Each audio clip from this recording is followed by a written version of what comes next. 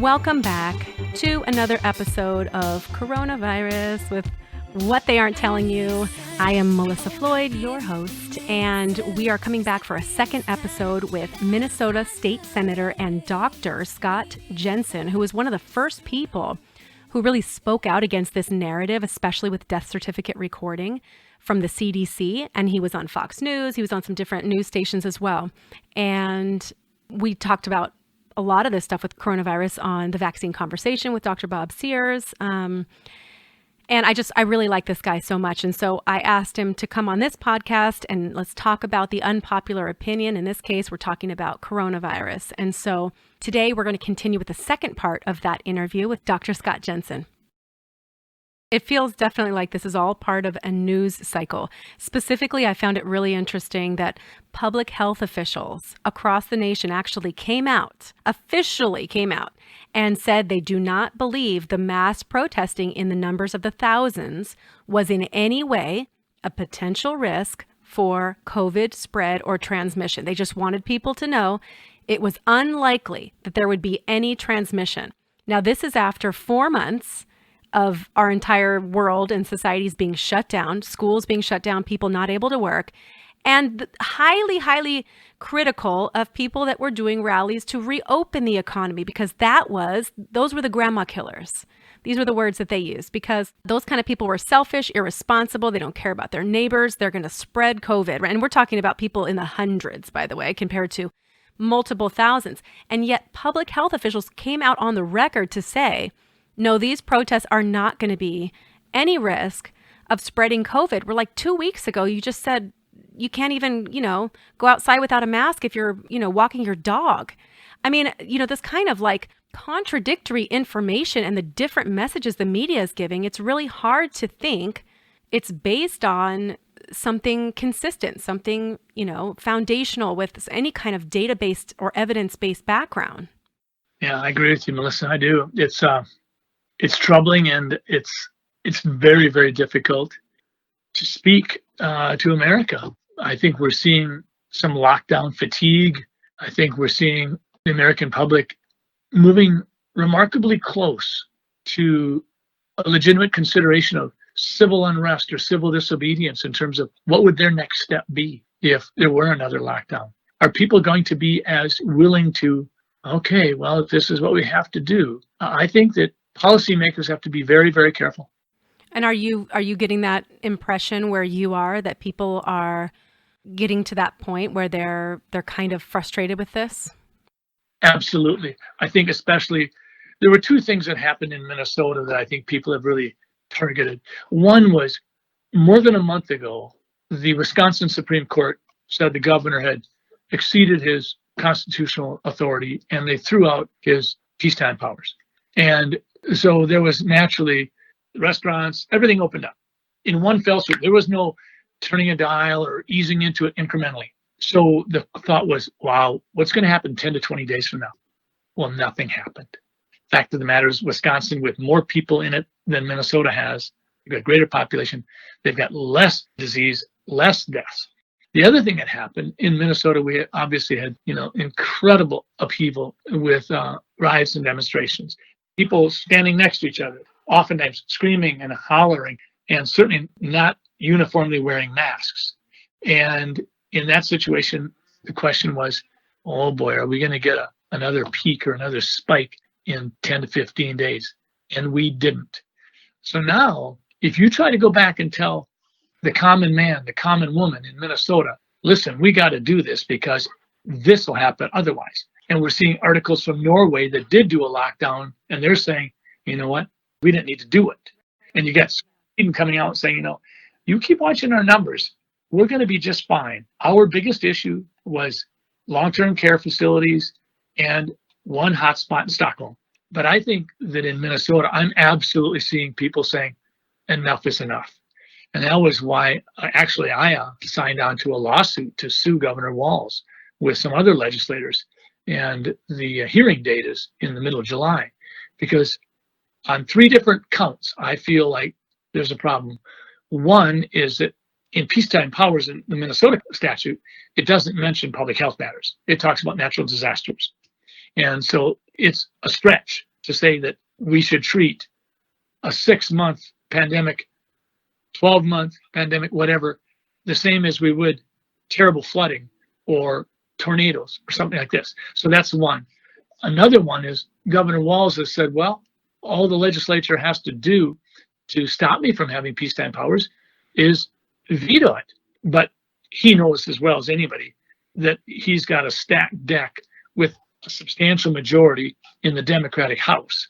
So while the Senate did vote to end the peacetime powers, the Republican Senate, the Democratic House didn't even come close to it and said, no, we're going to give it to them for another 30 days.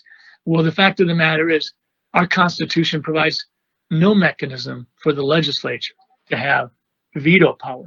So we don't have that. And then lastly, the executive orders that the governor has been putting out look an awful lot like legislation without the benefit of going through legislative committees, judiciary oversight. He's literally taking this crisis and legislating whether or not he's going to do mail voting in elections. He's doing it in regards to how we're going to rebuild the city based on riots and buildings being burnt down. This thing is stretching so far and wide that he's violating the Constitution by legislating with executive orders. And those are the three reasons why I signed on to this court case, because we got to stop it. But the people in Minnesota, I think, are starting to, if you will, give us, some of us who've been saying this, they're giving us a little bit of, if you will, reaffirmation, saying, we're with you. Please do that. And I know a big part of why, everybody has been behind all of these policy leaders thinking that they're keeping us safe is there was a risk, a genuine risk at the time, or what people thought, of this asymptomatic transmission. And so everybody's like, well, I haven't been sick in the last couple months. I haven't had any symptoms, but according to what they're telling me, I could just be perfectly healthy and be an asymptomatic carrier at any point and accidentally kill somebody because I'm being irresponsible. So therefore, I need to stay at home longer. Therefore, I need to encourage everybody, masks to be mandated. And then data comes out that actually shows something we already kind of knew, which is there's no real proof that any asymptomatic carrier actually created secondary transmission in another person to actually create an infection.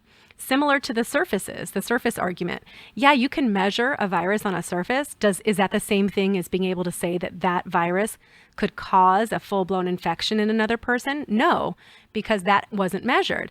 And so now we've got this asymptomatic transmission as the main thing driving the continued focus on lockdowns and policies and preventing kids from school without masks and things like that. Even though data, from the World Health Organization, we saw Maria come out and say something, and the next day she pulled it back so fast because, of course, everybody was up in arms. Wait a second. What do you mean it's very rare? Isn't that the whole reason we've been on lockdown for the last extra 3 months or whatever it is? So how do we now convince or discuss this with people who are still unwilling to have that discussion? Oh, you were worried about asymptomatic transmission. I understand, but now data shows that's not a concern. So now what? How can we move forward differently? And why don't they want to? Well, I think what we have is a battle royale between two different narratives. And I think people in the middle, there's an awful lot of Americans that I think are in between the 40-yard lines. And so I think that hopefully people like you, Melissa, can get a message out there that doesn't seem to be so polarizing and seems to be targeting as good of information as we can. And one of the things we have to do is we have to ask ourselves, what are the right questions that we should be asking? And one of the questions is going to be, are masks going to be helpful? Let's not just jump to conclusions because we want to throw mud on the wall to see what sticks. I know in my office that I have some patients that have passed out from wearing masks. I've had some patients that have deoxygenated because they came into my office, walked upstairs because they wore masks. When you're breathing the same air over and over again, you certainly deplete the oxygen, and sometimes that can have an impact. So one of the questions we can legitimately ask is, what is the role of masks going to be down the road? Another question is, can we get school-aged children back in school in September? Another question is going to be, is there any value to doing another lockdown? These are the questions we have to ask. And I think that if we keep asking these questions and we do it in a respectful fashion, I think there's going to be a lot of people who pay attention and say, okay, I'm tuning in, I'm listening. I mean, you and I both know that an awful lot of people are sort of dug in on one side and they're dug in on the other. But I think hopefully the bulk of America, the bulk of Minnesota is saying, okay, I got my own bent on this, my own inclination, but I don't want to be one of those people. I want to be someone who's willing to let facts impact on my opinion. And so I think all we can do is just continue the conversation, continue to be respectful, try to be kind. We don't want to go flying off the handle. I mean, I was driving to work today and one person didn't like it that I pulled out in front. He never had to slow down and he flipped me the bird. Then another person, when we came up to a four-way stop, the person in front of me took off. I came to a quick pause and I took off and he's ahead of me and he flipped me the bird because evidently he didn't like how long I had stopped. To me, what this reflects is we're uptight as a nation. And when the media and the politicians and the bureaucrats continue to do what they're doing to us, they may not want to own it. But darn it, I think they should own it because we are not in a healthy place as a country. We have got to somehow find a way to be kinder, gentler, and more thankful. And you think this has all been exacerbated by the quarantine, lockdown, obviously the stress that comes with people being unemployed, uncertain of their future, potentially suicidal, these internal debates? Absolutely. It could be no other way. I mean, literally, we know that there are diseases and deaths occurring from desperation, whether we're talking about abuse, suicide, child abuse, or whether we're talking about delay in getting your breast cancer taken care of or your colon cancer surgically resected. I mean, we are going to see the fallout from this. Right now, every once in a while in Minnesota, we'll see an article where they say, oh, my, the unemployment rate is higher than it's ever been. No kidding, Sherlock. What the hell did you expect? And when you take away someone's dream and you make them spend all of their savings so that they can't even afford to get their puppy his shots, yeah, you are making that household a cauldron of emotions and you are asking for trouble. And you know what? We're getting it. Yeah, I kind of said it seems like it's like the firewood. The quarantine was like the firewood, just waiting for anything to explode. And kind of what we saw with the protests and mass rioting is like, I don't know that would have happened just like that had we not have had this, pre-existing 5 months of all of these emotions being bottled in, being caged in, essentially, that led to, something disastrous in the response. And it felt like it was just a matter of time. Well, Mike Osterholm made a comment within the last few days. He said, we've got to quit thinking about this thing called social distancing. He said, let's be clear. We need to physically distance, whether it's, I think in Europe, a lot of times they'll talk about 1 meter, which is 39 inches. And then clearly in America, we've talked about 6 feet. And now we're talking about 6 feet and more than 15 minutes exposure. But what Osterholm said is we have to quit social distancing. We have to find a way to socially bridge with one another because that's the creature that a human is. And when we disrupt that, we disrupt far more than we realize. Yes, we need to physically distance. We need to not touch our nose, our mouth, our eyes. Nobody plays with their nose and their eyes more than the person wearing a mask who doesn't just leave it on and leave it in place. And very few people do that. Even the biggest zealots of wearing masks are constantly fiddling with it. And they don't have N95 masks. And the masks aren't appropriately fitted. And there's holes. And some of them wear them below their nose. It is a joke. I think so too. And I feel like I could talk to you about this topic, honestly, forever, but I'm trying to be conscious of your time. I just have 2 questions that I want to finish with, and maybe we can continue this conversation again if you're open to it, because there's so much to talk about. So one of the things I've been really interested in, and I've done a lot of research on, is vitamin D deficiency. And I've been a big proponent of vitamin D supplementation for many years now. I looked into some data pre-COVID about ICU admissions and the ICU stays. And there were some really interesting studies that pointed out you have twice the likelihood of mortality out of ICU admissions, 4 times the ICU stay, the length of stay, and 5 times the cost for a patient who's vitamin D deficient. I know that they now have also connected this to COVID and seeing connections between vitamin D deficiency and increase in complications and mortality, which to me is no shock because, again, I've been researching this for a while. I have been very disappointed that with all of the daily press briefings that we've seen with our state leaders and even federal leaders, there has not been a single discussion, and I don't mean just about vitamin D, there has not been a single discussion about what people can do to improve the strength of their immune system to prevent a complication if they are exposed to COVID. Not a single discussion about supplementing with vitamin D, making sure you're getting activity, decreasing sugar, decreasing alcohol intake, talking about food and nutrition, talking about the underlying conditions based on lifestyle choices. People literally got sicker during quarantine because they were eating comfort foods. They were not getting activity. They were not getting sunshine. And now you saw in New York, the numbers of hospitalizations were 70% based on those who were sheltering in place. And I'm just bewildered that in no time did I see a governor get on and say, you know what, let's talk about what you should be doing. Let's talk about how to improve your chances so you're not a statistic. We don't want more deaths. We don't want more ICU stays. Here's what you can do, because there are things that you can do.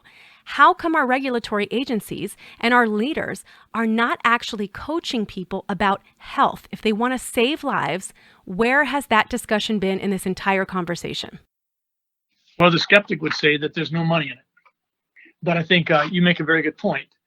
Vitamin D, I think one of the most important things that perhaps we could convey to the listening audience is, let's be clear that people realize that vitamin D is not a vitamin.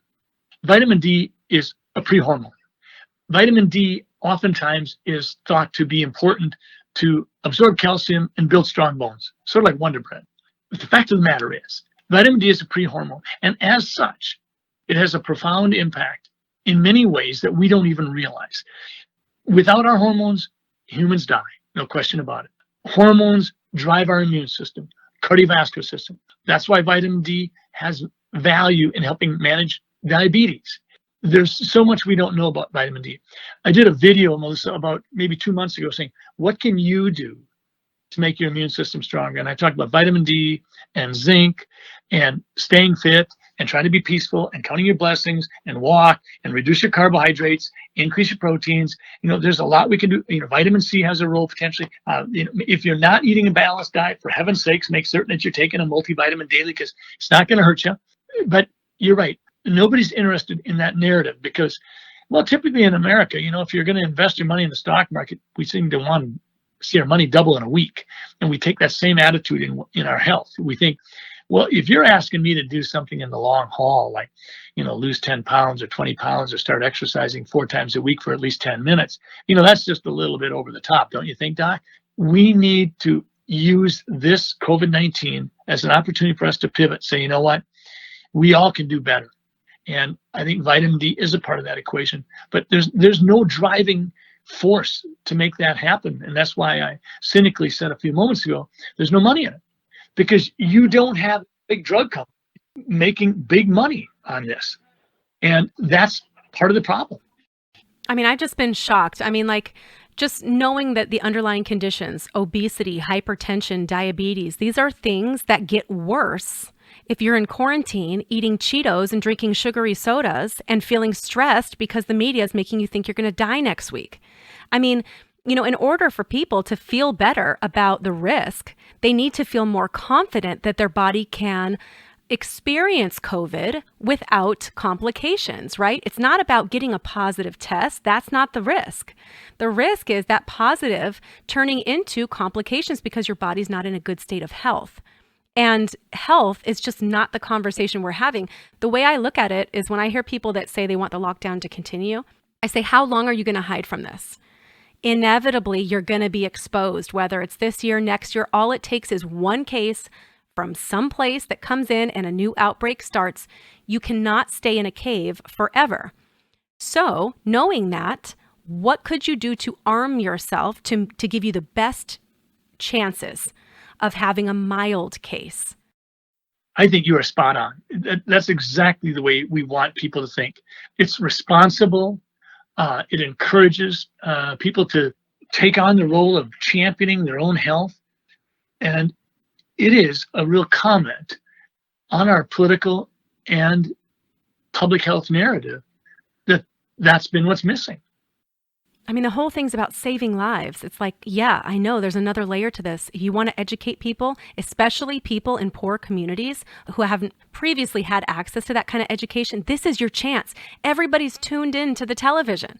This is the opportunity. Imagine how our health could have improved over the last 5 months as a collective had we been focusing the right way, the way that some other European countries do, which is why they're having better numbers.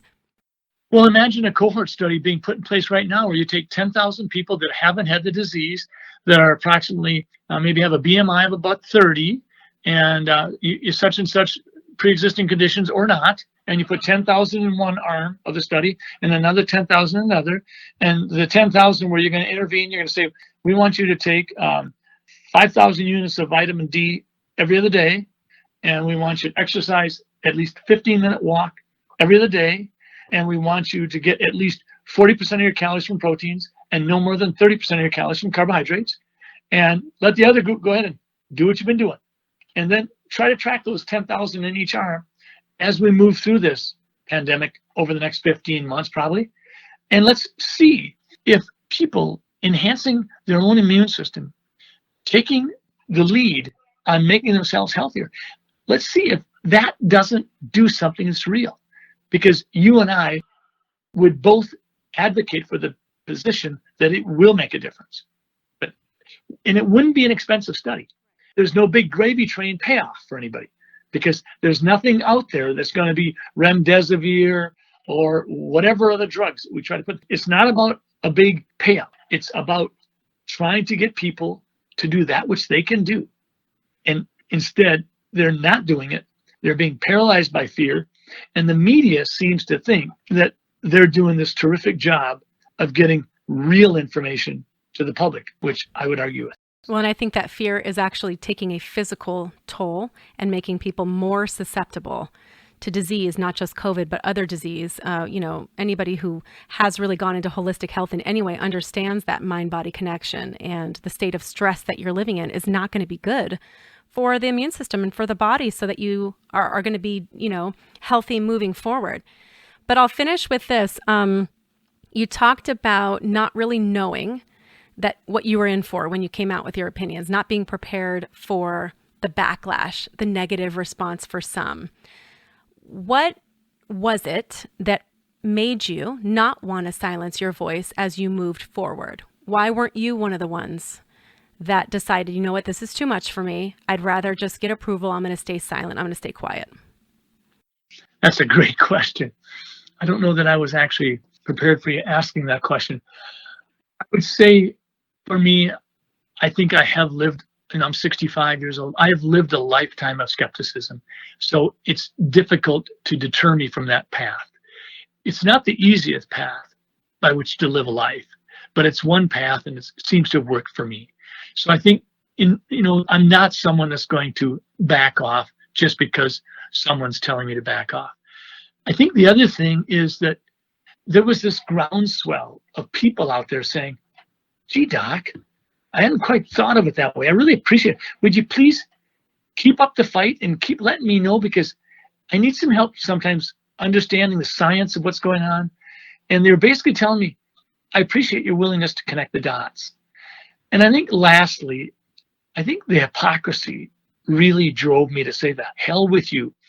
And, perhaps the biggest one was the CDC. Now, I have spent my medical career reading CDC documents, getting their updates.